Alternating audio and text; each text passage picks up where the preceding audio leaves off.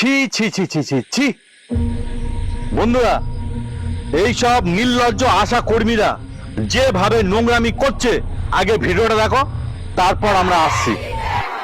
যারা মানুষের 24 ঘন্টা পরিষেবা দেয় তাদের কেন অন্নপূর্ণা থেকে বঞ্চিত করা হলো? সরকার তুমি জবাব দাও।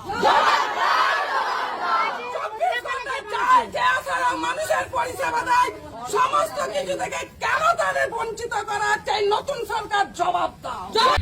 আমি আমার রাজ্যের মুখ্যমন্ত্রীর কাছে একটা অনুরোধ করব, এনারা যা চাইছেন এনাদের আন্দোলন সফল করা হোক। এদের সকলকে আশা করি পদ থেকে বরখাস্ত করে, এদের চাকরি থেকে বরখাস্ত করে সকলেই যেন অন্নপূর্ণা ভান্ডার পায়, সেই ব্যবস্থা করা হোক।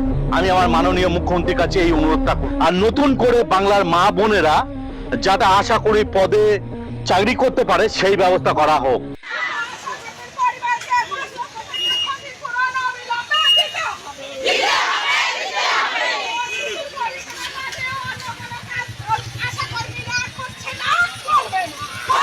সব থেকে বেশি তোমাদেরকে মাইনে বাড়িয়েছে 5,000 টাকা করে, এখন তোমাদের মাইনে হয়েছে 11-12,000।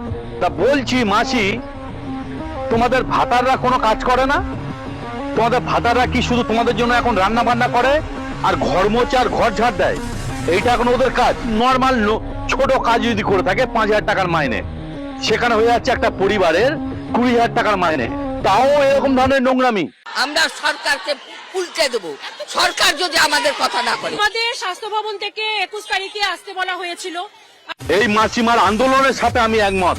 আমি মুখ্যমন্ত্রীকে অনুরোধ করব, সরকার ফেলে লাভ নেই।